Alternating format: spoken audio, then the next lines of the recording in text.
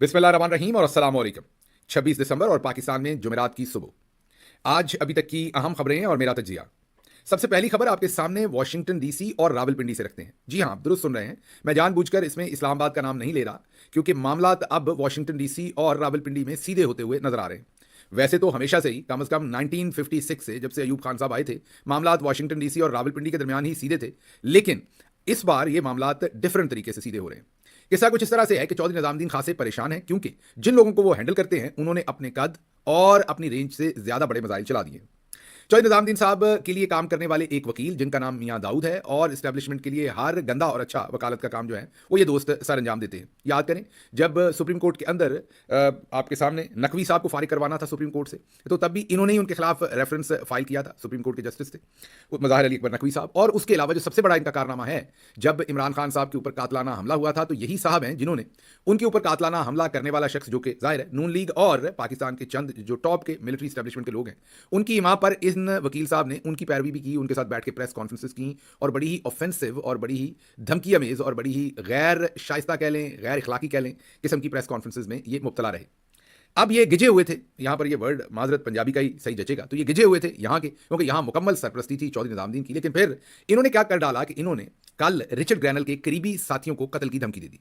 जी हाँ, आपको याद होगा कि बहुत सारे लोग इसका क्रेडिट ले रहे थे कि जी रिचर्ड ग्रैनल के साथ मैंने बात की, मैंने आपके सामने खुल के रखा कि ये एक बाय पार्टिजन फोरम है जिसका नाम पाक पैक है, जिसके रुए रवां Asad Malik, doctor Usma hand surgeon है, असद मलिक एक बहुत कामयाब बिजनेसमैन है, डॉक्टर जलील हैं, डॉक्टर तारिक हैं, और बहुत सारे इसमें दोस्त अहबाब हैं जो हमारे जानने वाले भी हैं। ये बाय पार्टिजन काम करते हैं। ये कोई पाकिस्तान तहरीक इंसाफ के लोग नहीं है, ये अमेरिका में रहने वाले पाकिस्तानी हैं। कल को अगर तहरीक इंसाफ की हुकूमत आए और इन्हें किसी चीज़ पर एतराज़ हुआ, तो ये तब तहरीक इंसाफ की हुकूमत के खिलाफ भी आवाज़ उठाएंगे अगर इन्हें किसी चीज़ पर एतराज़ हुआ, और ये माजी में भी करते रहेंगे। बाय पार्टिजन काम करते हैं, ये कोई तहरीक इंसाफ के लिए या किसी के लिए नहीं। हाँ, इस वक्त ये तमाम के तमाम लोग ये समझते हैं कि इमरान खान के साथ बहुत ज्यादती हो रही है, तहरीक इंसाफ के साथ ज्यादती हो रही है, पाकिस्तान के खिलाफ ज्यादती हो रही है, पाकिस्तान की आवाम के खिलाफ हो रही है, तो ये सारे एक मुठ होकर ये लड़ाई लड़ रहे हैं। और रिचर्ड ग्रैनल को इंगेज करने में, पाकिस्तान का सारा बयानिया देने में, जो इस वक्त जो वहां पर हालात है नुक्ता नजर रखने में, इन्हीं लोगों का कलीदी किरदार है। इनकी एक तस्वीर रिचर्ड ग्रैनल साहब ने भी ट्वीट की, फिर मैंने की, उसको रीट्वीट भी रिचर्ड ग्रैनल साहब ने किया। ये ट्वीट जब पूरे पाकिस्तान में फैली, तो ये क्योंकि आप करीबी साथी हैं, पार्टनरशिप है इनकी in democracy, freedom of speech, rule of law, और रिचर्ड ग्रैनल इनको अपने दोस्त कहते हैं, अपने हमनवा कहते हैं इस फाइट के अंदर।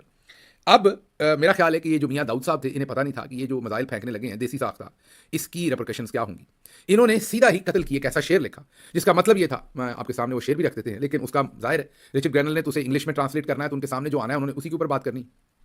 उसका मतलब यही था कि माँ की तौहीन करके जो दुश्मन से दाद वसूल करे, ऐसे शख्स को कत्ल कर देना चाहिए, ऐसे शख्स को खत्म कर देना चाहिए। ये उस शेर का मतन था जो मियां दाऊद साहब ने। अच्छा, आप कोई और शख्स लिखे तो समझ आती है, ये चलें जैसे भी हैं, वकील तो है ना, इन्हें अल्फाज का चुनाव, फिर उन अल्फाज की रेमिफिकेशन, फिर उन अल्फाज का नुकसान या फ़ायदा आने वाले वक्त में, या कोई उन अल्फाज को कैसे डिटर्मिन करेगा, उनमें से क्या जो है वो मानी लेगा, धमकी लेगा, या आप ये धमकी में, जाहिर है इन्होंने तो ये धमकी में शेर ही लिखा था क्योंकि इनका पास भी ऐसा ही है। अब अगर एक नॉर्मल आदमी होते तो फिर तो समझ सकते कि चले हो सकता खता होगी हो, लेकिन जिस तरह इमरान खान के जो असैसिन थे, जिन्होंने इमरान खान के ऊपर असैसिनेशन अटैम्प्ट की थी, उनके साथ बैठ के जब इन्होंने प्रेस कॉन्फ्रेंसेस की थी, तो इन्होंने बहुत ही ऑफेंसिव जुबान इस्तेमाल की थी। अब जाहिर है इनका माजी भी था धमकी देने का, और उस धमकी के असरात भी आपने देखे कि इमरान खान साहब पर असैसिनेशन अटैम्प्ट हुई।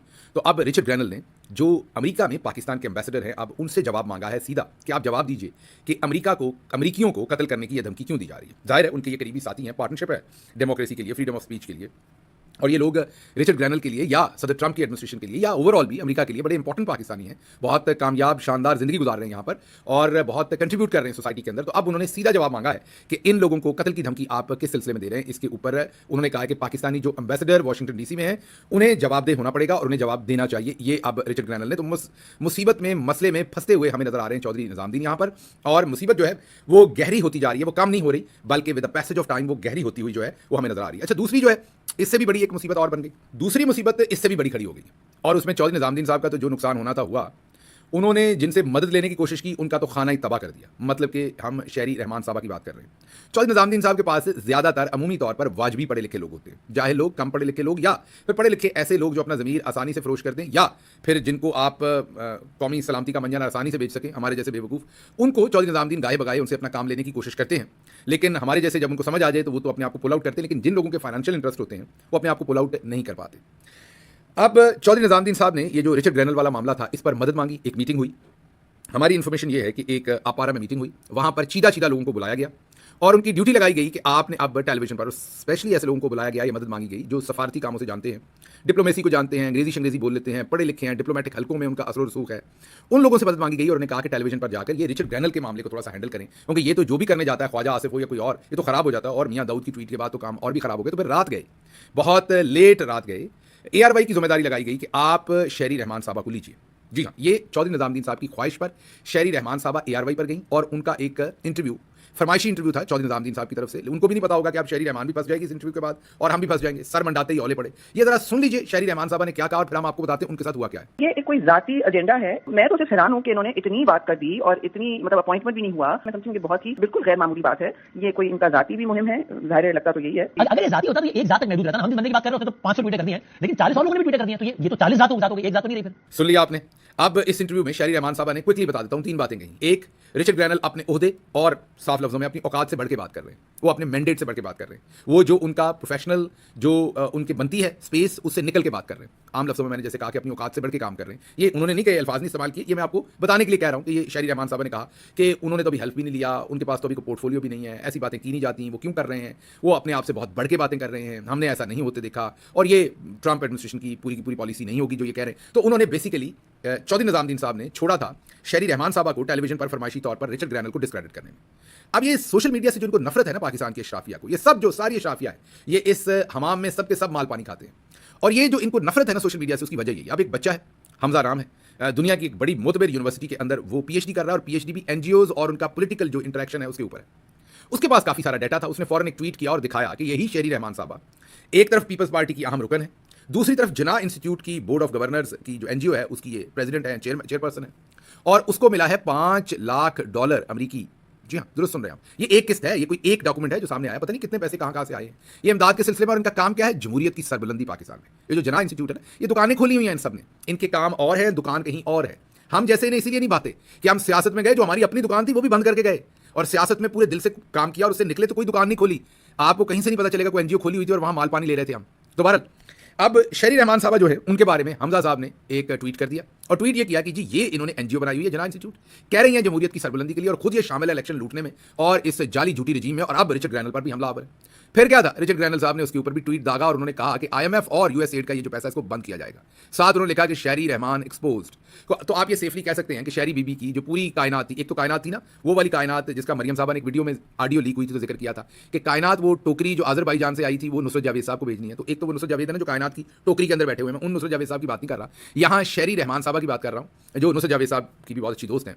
कि उनको क्या पता होगा कि चौधरी साहब के कहने पे मैं इस इंटरव्यू में जाऊंगी और अपनी तरफ से रिचर्ड ग्रैनल का सत्यानाश करने जाऊंगी और अपना सवा सत्यानाश हो जाएगा। पूरी जिंदगी का जो एक पर्दा डाला हुआ था अपने कारनामों के ऊपर कि माल पानी लिया जा रहा था बाहर से, वो सारे का सारा इंकशाफ हो गया। अब सिर्फ शहरी साहब एक्सपोज नहीं हुई, लगे हाथ कहीं और हो गए। पता चला इलेक्शन कमीशन ऑफ पाकिस्तान को भी $15 मिलियन मिले हुए हैं जिन्होंने असल में इलेक्शन लूटा है फ्री एंड फेयर इलेक्शन कराने के लिए। फिर रिपोर्टेडली पिलडार्ट को भी पता चल रहा है। पिलडार्ट भी एक ऐसा इदारा है जो पाकिस्तान में फ्री एंड फेयर इलेक्शन की बात करता है और आपको पता आजकल तो हुकूमती सरपरस्ती में ही काम कर रहा है वो भी कुछ ना कुछ, उनके भी फंडिंग की सारी बात। तो आप जब इन सबको कुरेदेंगे ना तो ये जो सारे चूहे आपको गंदी बातें करते हुए नजर आते हैं, आपको लगता है कि इनका पाकिस्तान की आवाम के इंटरेस्ट से इनका कोई लेना देना नहीं है, इनका ज़मीर मलामत नहीं करता। आप अपने आप से पूछते हैं इनको नींद कैसे आती है रात को, ये इतनी बुरी बातें करते थे, बुरे लोगों को सपोर्ट करते हैं, ये फ्रीडम ऑफ स्पीच के खिलाफ काम करते हैं, रूल ऑफ लॉ के, डेमोक्रेसी के, और फिर आप ये सोचते हैं कि ये अपने बच्चों से भी छोटी उम्र के लोगों के, जैसे शहरी रहमान साहबा जो है वो बिलावल उनके बच्चों से भी छोटा होगा और उनके भी ये मतलब चावलाट उठाते हैं, मतलब कि उनकी भी जी हुजूरी करते हैं। तो इनको कहीं संग नहीं आती, पंजाबी में संग, उर्दू में शर्म कहते हैं। तो उसका जवाब अब आपको मिल गया होगा कि ये माल पानी का चक्कर है, ये कोई और चक्कर नहीं, इनके इंटरेस्ट है, इनको पैसा मिलता है, ये सब कुछ आगे फसाड है सियासत का, पीछे पैसा हासिल किया जाता है, ये है इनका काम असल। और आज एक नहीं, कोई एक शहरी रहमान साहबा एक्सपोज नहीं हुई, आज रिचर्ड ग्रैनल की वसादत से तमाम लोग एक्सपोज भी हो गए और उन्होंने अब हमजा का एक और ट्वीट भी रीट्वीट किया जिसमें IMF को उन्होंने टैग किया है। और IMF आपको पता है कि बाइडेन रजीम के होते हुए IMF से पाकिस्तान को इन तमाम इंसानी हकूक़ की खिलाफवर्जियों के बावजूद वहाँ से पैसा मिलता रहा है। $8 से 10 अरब पाकिस्तान ने हर साल मांगना होता है बाहर से, अगर वो ना मिले तो ये रजीम ना चल सके, ये जुल्म ना चल सके, ये घुटनों पे आ जाए। तो बाइडेन एडमिनिस्ट्रेशन ने ये मेक श्योर किया कि नहीं वो पैसा मिलता रहे हर साल। तो अब वो चीज़ें भी बदलती हुई नजर आ रही हैं। तो काफ़ी काम जो है वो खराबी की तरफ गया है। चौधरी साहब खासे एक्सपोज हुए हैं, खासा मामला खराब हुआ। एक तीसरा मामला भी खराब हो गया, वो हुआ कि ख्वाजा आसिफ साहब ने उर्दू जुबान में एक ट्वीट दाग दिया। एक तो ये पढ़े लिखे नहीं, ऊपर से कोशिश नहीं करते, इनको लगता है कि उर्दू में ट्वीट करेंगे गुरों को तो समझ नहीं आएगी। तो ख्वाजा आसिफ साहब ने ट्वीट ये किया कि इमरान खान असल में इजराइल का और यहूदी लॉबी का असासा है और उसको बचाने के लिए रिचर्ड ग्रैनल का नाम नहीं लिया, लेकिन इशारा उधर ही था कि ये तमाम लोग कूद पड़े हैं और ये यहूदी लॉबी के लोग हैं जो इमरान खान को बचाना चाहते हैं। अब आपने ये याद रखना है कि यही ख्वाजा आसिफ माजी में अमेरिका में बैठ के ये कहते रहे हैं कि इमरान खान तालिबान है, इमरान खान बहुत रिलीजियसली एक्सट्रीमिस्ट है और हम लिबरल हैं, हम जरा कम मजहबी हैं, वो आ गया तो आपके लिए बड़ा मसला। तो वहां वो तालिबान खाने में शर्म भी नहीं आती, कभी एक बात करते हैं कभी दूसरी, शर्म भी नहीं आती कि इमरान खान को क्या कहना है, एक्सट्रीमिस्ट मजहबी कहना है या उसे यहूदी एजेंट कहना है, दोनों तरफ खेलना है इन्होंने। तो उर्दू में कहना तो यहूदी एजेंट कहना है, इंग्लिश में बात करनी है तो मजहबी एक्सट्रीमिस्ट कहना है। ये जरा सुनिए पहले वाशिंगटन में क्या कहते थे। What's the foreign policy difference between PMLN and PTI at this stage, would you say? I would call myself, if I'm allowed that indulgence, that we are much more liberal than PTI in political sense, on foreign policy front. सुन लिया आपने। अब इन्होंने tweet जो दागा वो आपके सामने रख रहे हैं। उस ट्वीट में इन्होंने कहा कि ये तो यहूदी लॉबी सब कुछ कर रही है। अब उसके ऊपर सबसे पहले तो एक यूके से ट्वीट आया, उन्होंने इनको एक्सपोज किया, गोल्डस्मिथ साहब के बेटे ने, उन्होंने इनको एक्सपोज किया। और दूसरा ट्वीट आया रिचर्ड ग्रैनल की तरफ से जाहिर है, और तीसरा आया अमेरिकी सहाफियों की तरफ से। अब उन सब ने, और फिर माइकल कुगलमैन जो कि अमूमी तौर पर कोई प्रो इमरान खान नहीं है अमेरिका में, वो भी अपना इंडिपेंडेंट राय देते हैं और अक्सर बड़े क्रिटिकल है इमरान खान के ऊपर और पाकिस्तान तहरीक इंसाफ के ऊपर।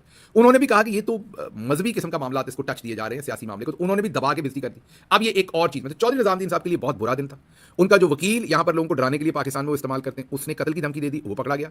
शहरी रहमान साहबा को लॉन्च किया, वो खुद ही पकड़ी गई, एक्सपोज हो गई। उन्होंने कहाँ से कितना पैसा लिया हुआ है अमेरिका से, उसके कागजात सामने आ गए। रिचर्ड ग्रैनल ने उस पर एक्शन ले लिया। और तीसरा काम, ख्वाजा आसिफ साहब जो पाकिस्तान के डिफेंस मिनिस्टर हैं, उनकी भी टिंड हो गई।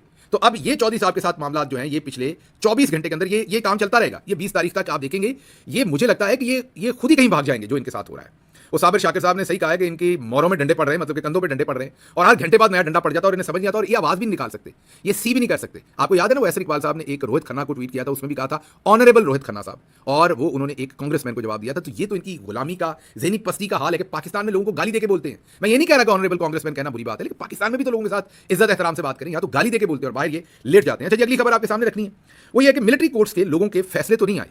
मिलिट्री कोर्ट्स के जो फैसले आने थे, ये वो पाबंद है कि जैसे लोगों को कैद सुनाई, साथ ही उनको फैसले की कॉपी भी देते। अभी तक फैसले की कॉपी नहीं आई। जिन लोगों को सजाएं हुई, अब उनके वालिदैन जो हैं वो अप्लाई कर रहे हैं कि भाई आपने डिसीजन की कॉपी हमें क्यों नहीं दी, ताकि हम अगली अदालत में जाकर चैलेंज कर सकें। ये कितनी बड़ी बदयांती है, कितनी बड़ी ये बदनज़मी है, कितनी बड़ी आप ये कहें कि इखलाकी कानूनी तौर पर करप्शन है ये जो मिलिट्री कोर्ट्स में से की गई है कि उन लोगों को फैसलों की कॉपी नहीं दी गई। लेकिन एक तरफ मीडिया को इजाजत नहीं दी मिलिट्री कोर्ट्स को कवर करने की, और दूसरी तरफ मिलिट्री कोर्ट्स के बेचारे जिनको सजाएं दी हैं, उनसे जबरदस्ती मारपीट के जो बयान लिए हुए वीडियो पे वो जारी किए जा रहे हैं। कोई पूछने वाला नहीं है, कोई इखलाकियात नहीं है कि या तो फिर उन लोगों को फ्री एक्सेस दो मीडिया की, ताकि मीडिया उनसे पूछे और वो बताएं कि उन्होंने क्या जुर्म किया और क्या नहीं किया। और अगर आपने उन्हें फ्री एक्सेस नहीं देनी तो फिर आप उनके वीडियोस क्यों शेयर कर रहे हैं मीडिया के ऊपर, तो ये काम हुआ है। अच्छा जी, अगली खबर जो आपके सामने रखनी है वो है कि इंसार अब्बासी साहब ने फिर से एक नई झूठी स्टोरी की है। आपको पता है वो टेबल स्टोरीज करते हैं जो उन्हें मिलिट्री एस्टैब्लिशमेंट कहती है, कुछ जनरल साहब उनके ज़िम्मे लगाते हैं, वो स्टोरी कर देते हैं। वो नहीं, उनकी स्टोरी ये है कि 9 मई से रिलेटेड जो मिलिट्री कोर्ट्स में से फैसले आए हैं, इसमें अभी और लोग भी फंसेंगे, अभी थोड़े लोग फंसे। लेकिन इंटरेस्टिंग बात यह है कि जो लंदन का एडिशन है उसमें ये स्टोरी नहीं है, सिर्फ पाकिस्तान झूठ लिखने की या खुला नंगा झूठ लिखने की इजाजत इंसार अब्बासी को सिर्फ पाकिस्तानी जो फोरम है, जो पाकिस्तानी वर्जन है जंग और जियो का, उसमें है। बहरहाल खबरें और भी थी, उनको कुछ पंजाबी व्लॉग में डिस्कस कर लेंगे। मुझे फिलहाल यहाँ से इजाजत दीजिए। अल्लाह आपका हामी नासिर हो। पाकिस्तान जिंदाबाद।